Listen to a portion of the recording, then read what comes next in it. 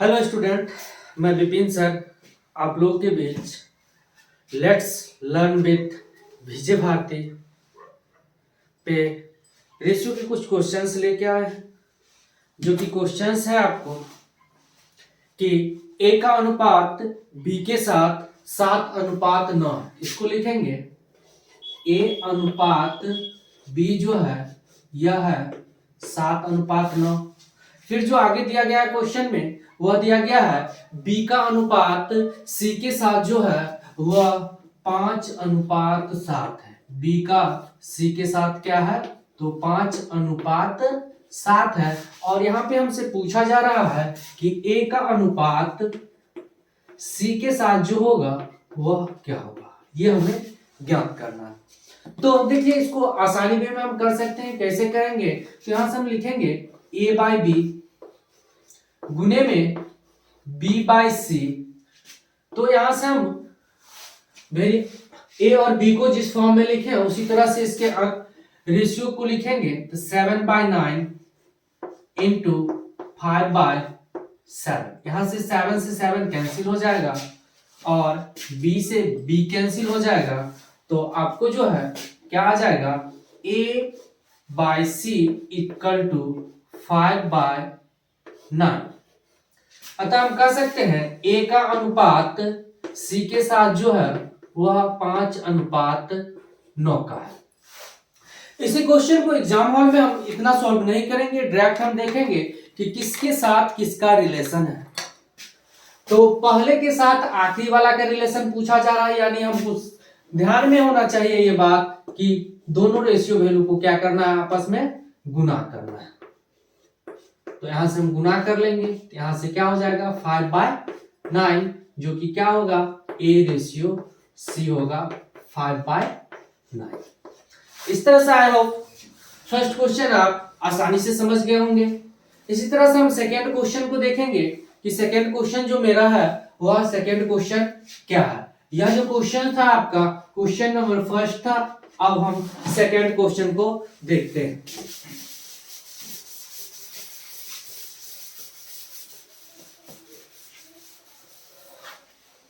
चलिए second question है आपका ए का बी के साथ जो अनुपात है वह 3:4। ए का अनुपात बी के साथ जो है वह 3:4 है। इसी तरह से बी का अनुपात सी के साथ जो है बी का अनुपात सी के साथ जो है वह 5:7 है। और सी का डी के साथ जो अनुपात है वह 8:9 है। सी का डी के साथ जो अनुपात है वह 8:9 है। यहां पे हमें क्या पूछा जा रहा है ए का डी से अनुपात क्या होगा, ए अनुपात डी जो होगा वह क्या होगा। तो देखिए इस तरह के क्वेश्चंस को करने के लिए जस्ट पीछे वाले जो फर्स्ट नंबर क्वेश्चन किए हैं उसी की तरह क्वेश्चन नंबर 2 के लिए अगर हम देखें तो क्वेश्चन नंबर 2 के लिए हम यह कह सकते हैं कि पहले का आखिरी से कहा जा रहा है, यानी सबको आपस में क्या करना है मल्टीप्लाई करना है। यहां से हम लिखेंगे a by B into B by C into C by D. तो यहां से अगर हम वैल्यू को मल्टीप्लाई करते हैं तो लिखेंगे 3/4 इंटू 5/7 इंटू 8/9। तो अब यहां से देखिए क्या हो जाएगा कि 3 का टेबल से अगर हम 3 टाइम्स पढ़ते हैं तो 9 होता है, यानी 3 3 जा 9 4 2 जा 8। तो यहां से अगर हम वैल्यू देखते हैं तो क्या हो जाएगा 10/21। यहां इस साइड अगर हम देखते हैं तो b से b कैंसिल हो रहा है और c से c, यानी यहां से आ गया हमको a बाई डी, यानी a अनुपात d जो होगा वह 10:21 होगा। लेकिन जब हम इसी क्वेश्चन को अगर एग्जाम के व्यू से देखें, एग्जाम हॉल में देखें तो एग्जाम हॉल में कैसे करेंगे तो नॉर्मली हमें ध्यान रखना है क्या कि फर्स्ट का लास्ट से रिलेशन है तो जो वैल्यू है सिर्फ हम उसी को मल्टीप्लाई करेंगे। फिर उसी तरह से हम यहां कैंसिल कर लेंगे, कैंसिल करेंगे तो क्या हो जाएगा 3 3 जा 9 4 2 जा 8, यानी 5 2 जा 10/21। तो यानी क्या हो गया ये 10:21 जो कि ए का किसके साथ है डी के साथ। आई होप क्वेश्चन नंबर 2 भी आप अच्छी तरह से समझ गए होंगे। अब हम नेक्स्ट क्वेश्चन की ओर बढ़ते हैं। Next question, third number question जो है वह रेशियो से ही रिलेटेड है, लेकिन कुछ अलग प्रकार का है।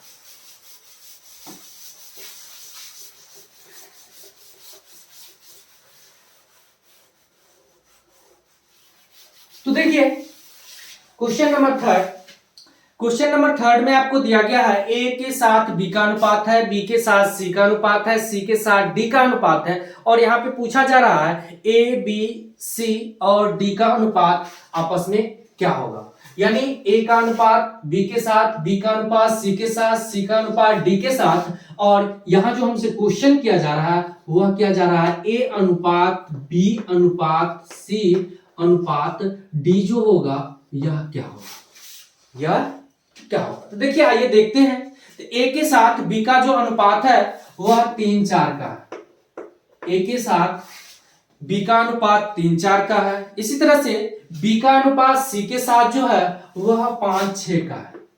बी का अनुपात सी के साथ जो है वह 5:6 का है, और सी का अनुपात डी के साथ जो है वह 2:3 है। क्या है? 2:3 है। तो एक चीज देखिए यहाँ पे, सबसे पहले या तो हम बी को इक्वल कर लेंगे नहीं तो फिर सी को इक्वल कर लेंगे, क्योंकि यहाँ वैल्यू सेम होना चाहिए। तो वैल्यू सेम के लिए क्या करेंगे कि अगर हम सी को इक्वल करते हैं तो फर्स्ट ये 6 है, तो यहाँ पे भी हमें सी के सामने 6 होना चाहिए, यानी इसको क्या करना होगा, 3 से मल्टीप्लाई करना होगा। 3 से मल्टीप्लाई करने के बाद हम क्या देखते हैं कि बी अनुपात सी अनुपात डी ज्ञात हो जाएगा। तो यहां से क्या हो जाएगा, यह 5:6:9 हो जाएगा। अब फिर देखिए ए बी का अनुपात है, यहाँ बी सी डी का अनुपात है, तो यहाँ बी वैल्यू इक्वल होना चाहिए, यहाँ 4 है यहाँ 5 है। इक्वल करने के लिए हम क्या करेंगे कि इसमें जो है हम 5 से मल्टीप्लाई करेंगे और इसमें जो मल्टीप्लाई करेंगे वह 4 से करेंगे। तो यहाँ से बी वैल्यू इक्वल हो जाएगा, बी वैल्यू इक्वल हो जाएगा, तो यहाँ से क्या हो जाएगा, ए अनुपात बी अनुपात सी अनुपात डी लिखेंगे।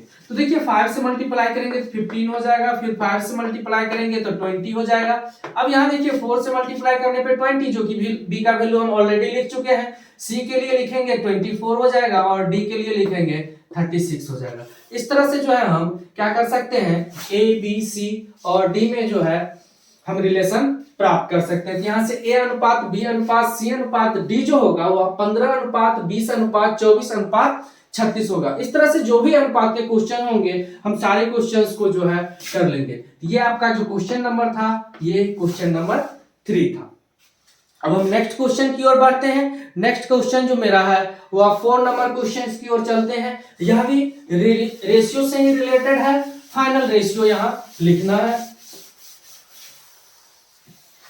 तो देखिए क्वेश्चन नंबर 4 क्या है। क्वेश्चन नंबर 4 में दिया गया है कि if a equal to 2/3b, a equal to, यहां से दिया गया है a इक्वल टू 2/3b और b इक्वल टू दिया गया है 3/4c, b इक्वल टू दिया गया है 3/4c।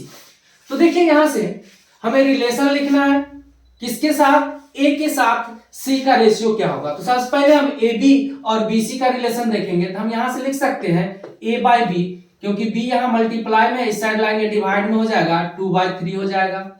इसी तरह से अगर हम लिखते हैं बी बाय सी तो क्या हो जाएगा यहां से 3/4।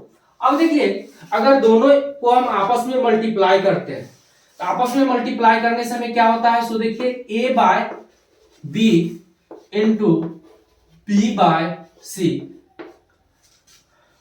तो इसके एलएचएस पार्ट को मल्टीप्लाई किया फिर हम आरएचएस को भी करेंगे 2/3 into 3/4।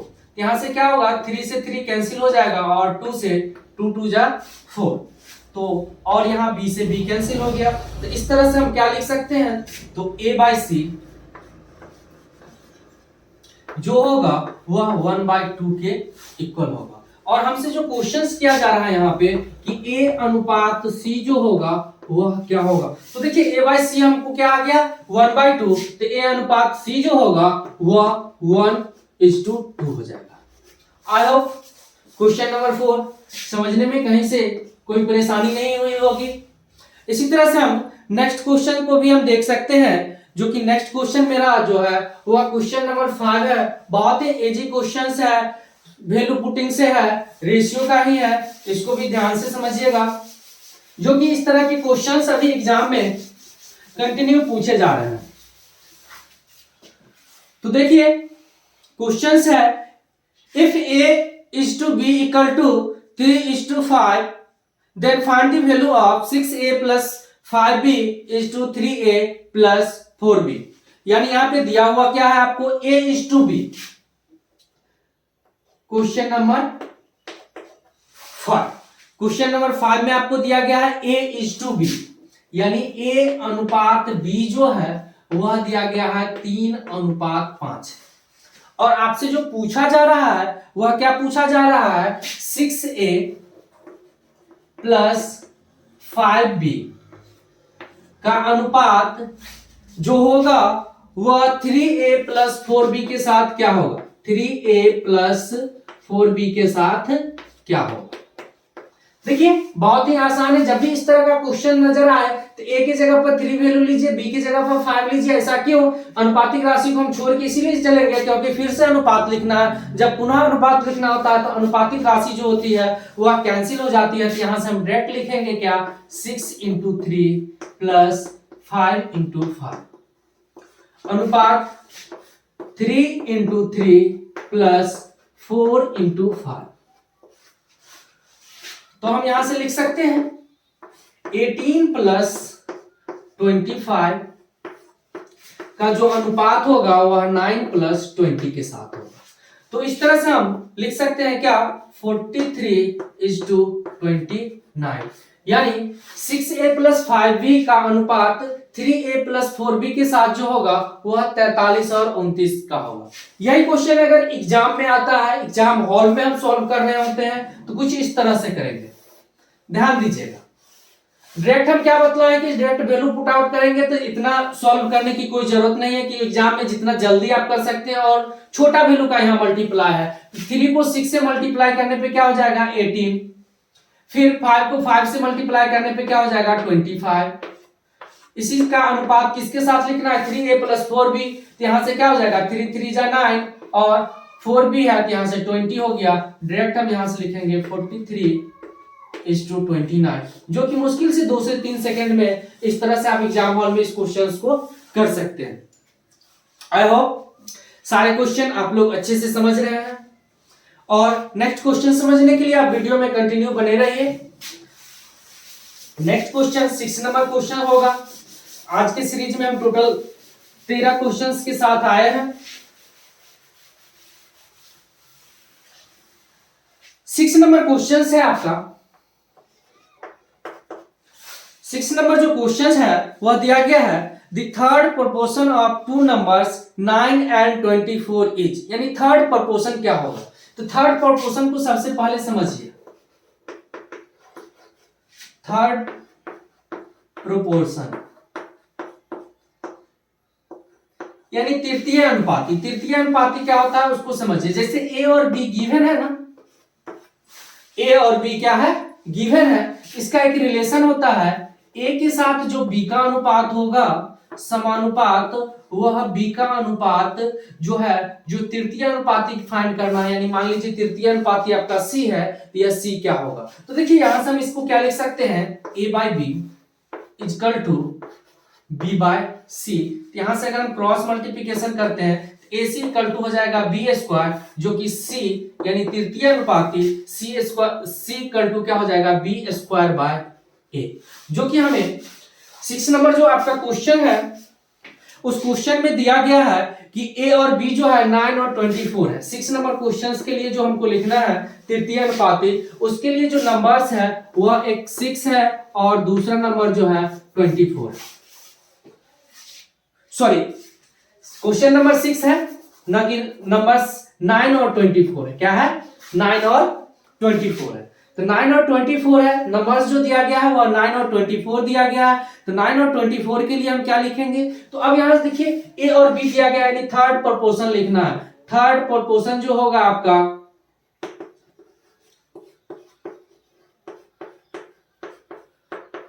Third proportion equal to हम डायरेक्ट लिखेंगे b यानी 24 जो है सो b हो जाएगा, यानी 24 इंटू 24। स्क्वायर करके लिखने की कोई जरूरत नहीं है क्योंकि यहाँ कैंसिल होगा, ये 9 हो जाएगा। 3 3 जा 9, 3 8 जा 24, फिर 3 से 3 8 जा 24, यानी 8 का टेबल 8 टाइम्स पढ़ेंगे, क्या आंसर आ जाएगा 64। यानी क्वेश्चन नंबर 6 के लिए जो है थर्ड प्रोपोर्शन जो होगा वह क्या हो जाएगा 64। इस तरह से आसानी से जो हम रिलेशन अगर जानते हैं तो कोई भी नंबर्स होगा उसका थर्ड प्रोपोर्शन जो है फाइंड कर सकते हैं। अब नेक्स्ट क्वेश्चन 7 नंबर क्वेश्चन के लिए चलते हैं।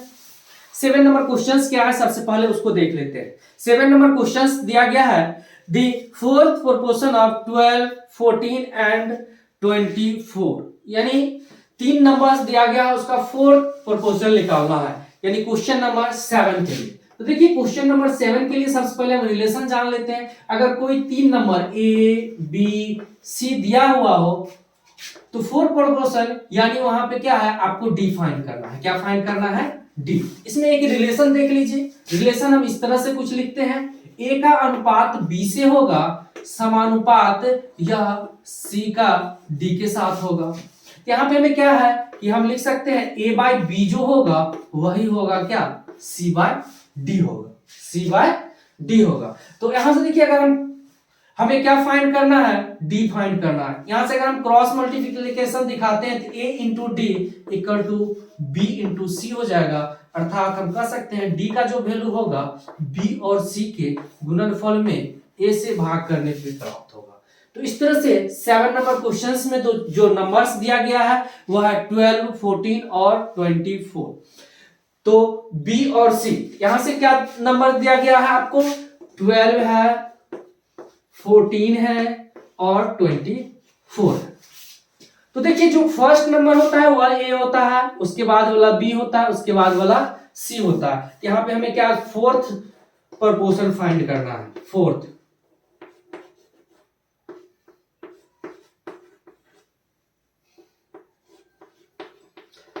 प्रोपोर्शन जो होगा वह क्या हो जाएगा? बाद वाले दोनों को गुना करेंगे, यानी 14 इंटू 24 और पहले वाले से क्या करेंगे? भाग करेंगे। पहले वाले से क्या करेंगे? भाग। तो यानी 12 2 जा 24, यानी आंसर क्या आपका आ गया 28। इस तरह के क्वेश्चन को अगर आप प्रैक्टिस में लाते हैं क्वेश्चन पढ़िएगा और आंसर कर लीजिएगा। आई होप ये भी क्वेश्चंस आप अच्छी तरह से समझ लिए होंगे। ये सारे क्वेश्चंस जो है रेशियो के बेसिक क्वेश्चंस हैं। अब हम नेक्स्ट क्वेश्चन की ओर बढ़ते हैं, जो कि नेक्स्ट क्वेश्चन 1 नंबर क्वेश्चंस है। अब उस क्वेश्चंस को देखते हैं उसमें क्या करना है। तो 8 नंबर जो मेरा क्वेश्चंस है वह दिया गया है if 8x and 50 are in continue proportion then the value of x। Continue proportion यानी थर्ड 3 ही प्रकार के नंबर्स हैं। क्वेश्चन नंबर 8 देखिए बहुत ही आसान इस तरह के क्वेश्चंस होते हैं, जैसे A B C। इसमें से हमें B फाइंड करना है। जब 3 को प्रोपोर्शन के रूप में लिखना होता है तो उसका कुछ रिलेशन इस तरह से लिखा जाता है। A का रिलेशन जो B के साथ होगा वही रिलेशन B का C के साथ होगा। यहां से हम यह कह सकते हैं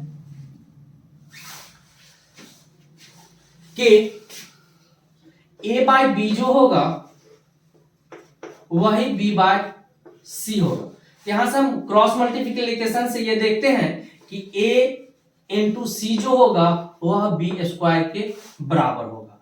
और यहां पे अगर हम B इक्वल टू लिखते हैं square root of AC, square root of AC हो जाएगा, जो कि यह क्वेश्चन मीन प्रोपोर्शन का भी होता है। इसी तरह के अगर 2 नंबर्स दिया रहता है उसमें मीन प्रोपोर्शन की बात की जाती है तो मीन प्रोपोर्शन यानी बीच वाले वैल्यू को लिखना होता है। जैसे यहाँ पे x की वैल्यू फाइंड करना है तो हम इस क्वेश्चंस के लिए डायरेक्ट लिखेंगे जो दिया गया है। दिया गया क्या है?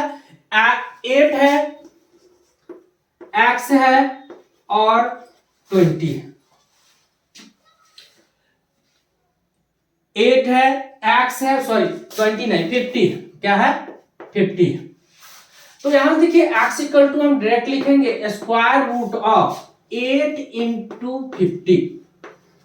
तो यहां से क्या हो जाएगा, अगर हम लिखते हैं तो इसको हम लिख सकते हैं 2 अगर 50 से ले लेते हैं तो 16 इंटू 25 हो जाएगा, और 16 के लिए स्क्वायर रूट 4 हो जाएगा, और 25 के लिए जो स्क्वायर रूट होगा वह 5 हो जाएगा। इस तरह से x का वैल्यू जो होगा वह क्या हो जाएगा 20। आई होप क्वेश्चन नंबर 8 को आप अच्छी तरह से समझे होंगे।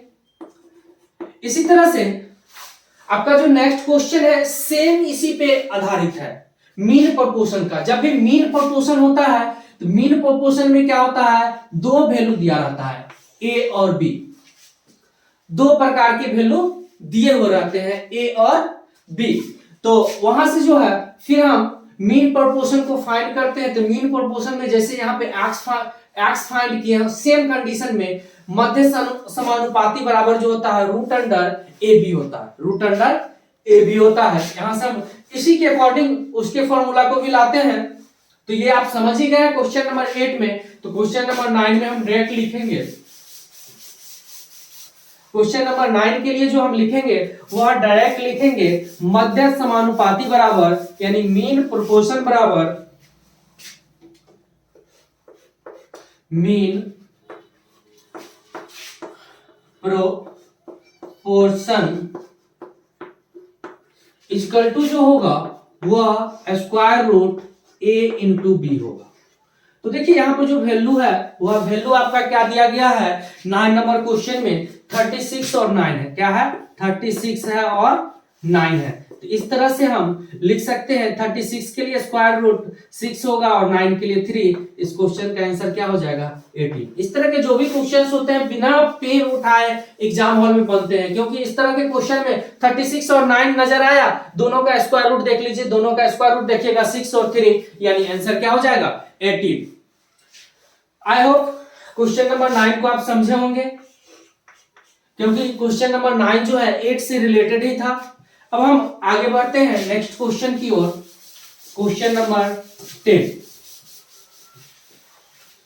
क्वेश्चन नंबर 10 जो है मेरा वह है find the mix proportion of 2:3, 6:5 and 10:9। जब भी कोई मिक्स प्रोपोर्शन का क्वेश्चन हो तो उसको क्या करना है, एक बार में सबको मल्टीप्लाई करना है। जो भी रेशियो दिया गया उसको मल्टीप्लाई कर लेंगे। जैसे 2:3 है, दूसरा रेशियो जो है 6:5 है, 6:5 है, और तीसरा जो है वह 10:9 है। जो भी रेशियो वैल्यू है उसको फ्रैक्शनल फॉर्म में जो है मल्टीप्लाई कर लेंगे 2/3। चलिए अब नेक्स्ट क्वेश्चन 10 नंबर क्वेश्चंस को देखते हैं। 10 नंबर क्वेश्चंस क्या है, तो 10 नंबर क्वेश्चंस है find the mix proportion of 2:3, 6:5 and 10:9। जब भी मिक्स प्रोपोर्शन का क्वेश्चंस हो तो उसको नॉर्मल वे में बनाएंगे। जो रेशियो दिया गया है सबसे पहले उसको देख लेते हैं। क्या है 2:3, 6:5 और नेक्स्ट जो है वह है 10:9। मिक्स प्रोपोर्शन का जो भी क्वेश्चंस होगा उसके लिए हम क्या करेंगे, उसको मल्टीप्लाई करेंगे। मल्टीप्लाई कैसे करेंगे, तो फ्रैक्शनल फॉर्म में लाके 2/3 इंटू 6/5 इंटू 10/9। यहां से देखिए 3 2 जा 6, 5 2 जा 10, क्या हो गया 8/9। मिक्स प्रोपोर्शन का जो रेशियो होगा वह क्या हो जाएगा 8:9। तो इस तरह से हम क्वेश्चन नंबर 10 को इजी वे में कर सकते हैं। बहुत ही आसान क्वेश्चन है। जब भी एग्जाम में आए तो नॉर्मल वे में रेशियो लिखने की कोई जरूरत नहीं है, सिर्फ मल्टीप्लाई फॉर्म आप लिखिए। 2 से 3 सेकंड में इस तरह के क्वेश्चंस को आप कर सकते हैं। नेक्स्ट क्वेश्चन 11 नंबर क्वेश्चंस को देखते हैं। 11 नंबर क्वेश्चंस क्या है, तो दिया गया है which number should be added in 4, 10, 12 and 24 each make this number is proportion। तो देखिए इस तरह के क्वेश्चंस को हम कैसे सॉल्व करते हैं। समानुपात का क्वेश्चंस है, क्या दिया गया है 4, 10, 12 और 24। इस तरह के क्वेश्चंस को जब भी सॉल्व करना हो ना तो ऑप्शन से सॉल्व कीजिएगा तो ज्यादा जल्दी बना सकते हैं। ऐसे भी क्वेश्चन फॉर्म में भी आप जल्दी बना सकते हैं अगर आपका कैलकुलेशन फास्ट है। तो देखिए यहाँ ऑप्शन नहीं दिए हैं तो बाय हम प्रोसेस ही इसको देखते हैं। तो क्या इसको लिखेंगे 4/10। कहा गया है क्या ऐड करेंगे, तो कोई भी जो है चर राशि को ले लेंगे। वेरिएबल्स को ले लेंगे। फिर यहां से लिखेंगे 12 plus X by 24 plus X. यहां से क्रॉस मल्टीप्लीकेशन करेंगे। क्रॉस मल्टीप्लीकेशन कैसे करेंगे? पहले 4 से 24 प्लस एक्स को मल्टीप्लाई करेंगे तो 96 प्लस 4x, फिर x से करेंगे 24x plus X square equal to 10 से करेंगे तो 120 प्लस 10x प्लस, और फिर x से करेंगे 12x प्लस एक्स स्क्वायर। यहां देखिए एक्स स्क्वायर दोनों साइड पॉजिटिव रूप में है, साइड चेंज होगा तो वह घट के जो है 0 हो जाएगा। तो एक्स स्क्वायर को नहीं लिखेंगे, एक्स टर्म को लिखते हैं। तो एक्स टर्म मेरा क्या है 28x हो जाएगा, 24 और 4x मिलके। और फिर इस साइड का हमें एक्स फॉर्म देखते हैं तो क्या है 10x प्लस 12x। अगर हम साइड चेंज करते हैं तो 22x माइनस में हो जाएगा। अब फिर देखिए 120 है तो 120 यहां लिख लेंगे। 96 जो है 96 का अगर हम साइड चेंज करते हैं पॉजिटिव है तो निगेटिव हो जाएगा। तो इस तरह से हम जो है क्या देख पा रहे हैं 28 से 22 को सब्ट्रैक्ट करने पे 6 और x जो है x लिख लेंगे और यहां से क्या हो जाएगा 24। देयरफॉर x का जो वैल्यू हो जाएगा वह क्या हो जाएगा 24/6, यानी आंसर क्या आपका आ जाएगा 4। ये जो 4 होगा यही आपका आंसर होगा, x का वैल्यू होगा, यानी जोड़ी जाने वाली संख्याएं होगी। इस तरह के क्वेश्चंस को आप ऑप्शन कैसे अप्लाई करेंगे? अगर ऑप्शन रहता है तो इस फॉर्मेट को लिखेंगे, इस फॉर्मेट के अकॉर्डिंग ऑप्शन का वैल्यू यहां डाल के देखेंगे। जिस वैल्यू के लिए LHS और RHS जो है इक्वल हो जाएगा वही जो है x का क्या होगा वैल्यू होगा। तो ये क्वेश्चन नंबर 11 था आपका। अब नेक्स्ट क्वेश्चन, क्वेश्चन नंबर 12 देखिए क्या है कि find the sub duplicate ratio of 16:25। इसका मतलब ये होता है कि 16 और 25 का वर्गानुपात क्या होगा। वर्गानुपात का मतलब ये होता है जो रेशियो वैल्यू दिया गया है उसका स्क्वायर रूट निकालना।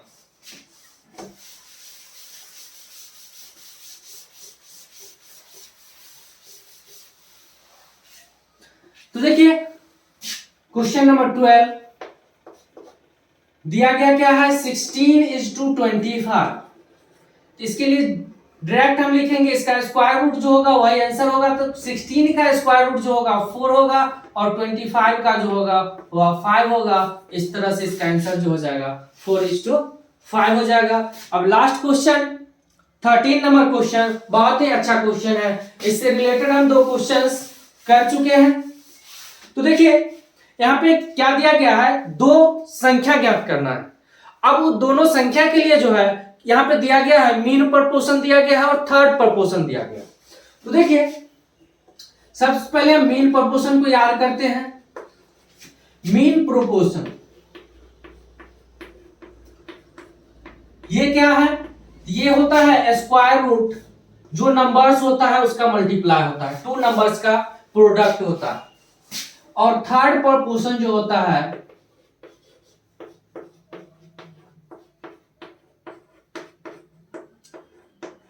थर्ड प्रोपोर्शन जो होता है सेकेंड नंबर का स्क्वायर बाय फर्स्ट नंबर।